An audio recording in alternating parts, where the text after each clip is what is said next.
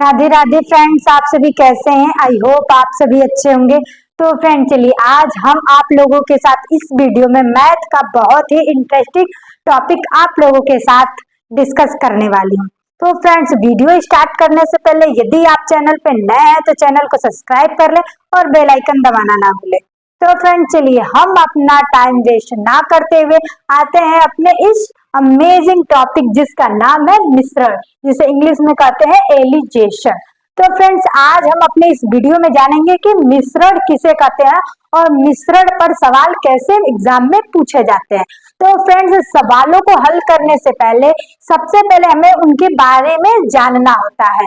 तो सबसे पहले हम उनके बारे में जानेंगे, यानी मिश्रण के बारे में जानेंगे, मिश्रण की परिभाषा जानेंगे और उनके उदाहरणों को जानेंगे कि मिश्रण के उदाहरण क्या होते हैं। तो फ्रेंड्स देखेंगे कि मिश्रण वह नियम है जो यह बताता है कि दिए हुए मूल्य पर किसी वस्तु को किस प्रकार से किस अनुपात में मिलाया जाए जिससे एक दिए गए मूल्य पर मिश्रण प्राप्त हो, उसे हम क्या कहेंगे फ्रेंड्स, एलिजेशन कहेंगे। अब आते हैं एलिजेशन के कुछ महत्वपूर्ण उदाहरण और सवालों पे। तो फ्रेंड जैसे देखेंगे कि हमारे 48 रुपए केजी और 32 रुपए प्रति केजी की चाय किस अनुपात में मिलाया जाए कि मिश्रण का मूल्य 36 रुपए हो जाए।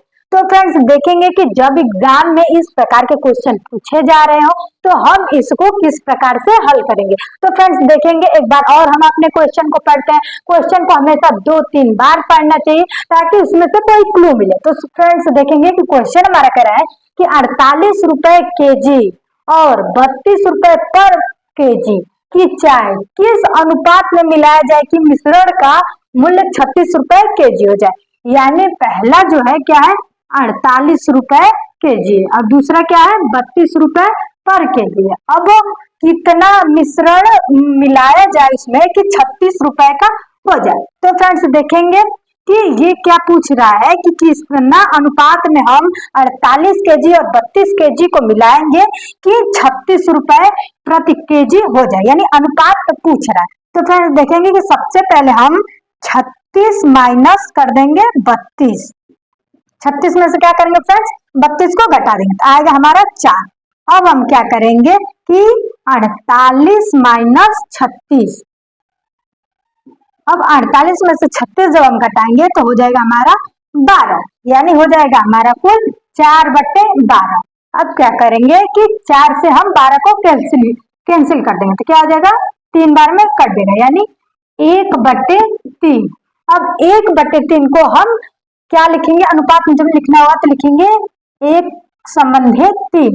तो फ्रेंड्स मिश्रण का किस अनुपात में मिलाया जाए, यानी 1/3 अनुपात में अगर मिलाया जाएगा चाय और चीनी को तो फ्रेंड्स तो उसका मूल्य कितना हो जाएगा, 36 रुपए।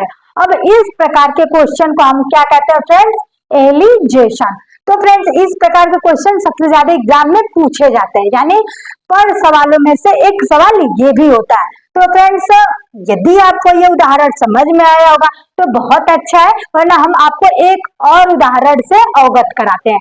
तो फ्रेंड्स देखेंगे ये रहा हमारा दूसरा क्वेश्चन एलिजेशन का। तो इसमें देखेंगे कि ये प्रश्न हमसे क्या कर रहा है। तो फ्रेंड्स देखेंगे कि 30% अल्कोहल की मात्रा वाले शराब में 23% अल्कोहल की मात्रा वाली एक अन्य शराब को मिलाने से प्राप्त मिश्रण में अल्कोहल की मात्रा 26% है। तो उस दोनों प्रकार की शराब में अल्कोहल किस अनुपात में था, यानी दो शराबों को एक में मिलाया जा रहा है। अब उस मिलाने की अनुपात पूछ रहा है कि एक का अनुपात कितना था और दूसरे का अनुपात था कितना था, यानी सामान्य भाषा में हम कहेंगे कि कितना ढक्कन वो शराब था और कितना ढक्कन ये शराब था। तो फ्रेंड्स देखेंगे कि इस प्रकार के क्वेश्चन को हम पिछले प्रश्न जैसे ही हल करेंगे। उसमें क्या था कि हमारा 2 चाय का दाम दे दिया था, तो इसमें क्या दिया है, 30% अल्कोहल। कितना है फ्रेंड, अल्कोहल लिखेंगे हम 30% अल्कोहल और दूसरा कितना है 23% अल्कोहल स्वास्थ्य के लिए हानिकारक होता है फ्रेंड्स, इसका सेवन नहीं करना चाहिए। तो चलिए हम आते हैं अपने टॉपिक पे, बाद में हम आप लोगों को सुविचार देंगे। तो सबसे पहले हम देखेंगे कि 30% अल्कोहल और 23% अल्कोहल। अब मिश्रण में अल्कोहल की मात्रा कितनी थी? 26% की थी। कितनी थी फ्रेंड्स? 26% की। तो वही ट्रिक हम आजमाएंगे कि सबसे पहले हम क्या करेंगे कि 26 माइनस 23, 26 माइनस 23 करेंगे तो आ जाएगा हमारा 3, और यहाँ पे हम करेंगे कि 30 माइनस, अब ये हो जाएगा 4।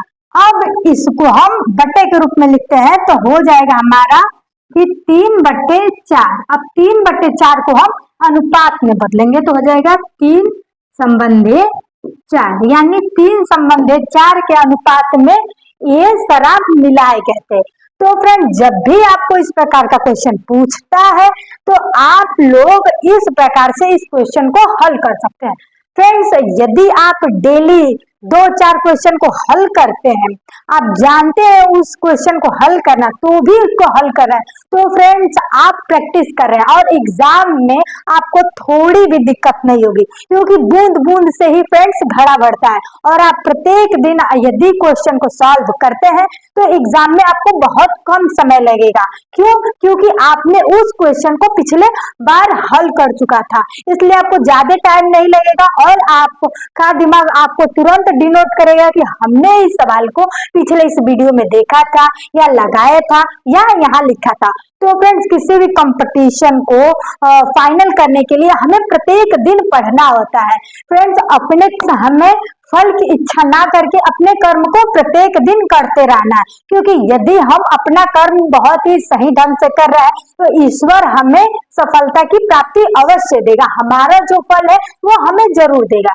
जैसे फ्रेंड्स कि यदि कोई मजदूर है और किसी के वहां काम कर रहा है तो वो एक दिन उसका फल जरूर देता है, यानी उसकी मजदूरी के बदले वो उसका पैसा जरूर देता है। उसी प्रकार हम लोग इस दुनिया में एक मजदूर है और हमारा मालिक जो है वो हमारे मजदूरी का जो पैसा है या जो फल है वो हमें अवश्य प्रदान करता है।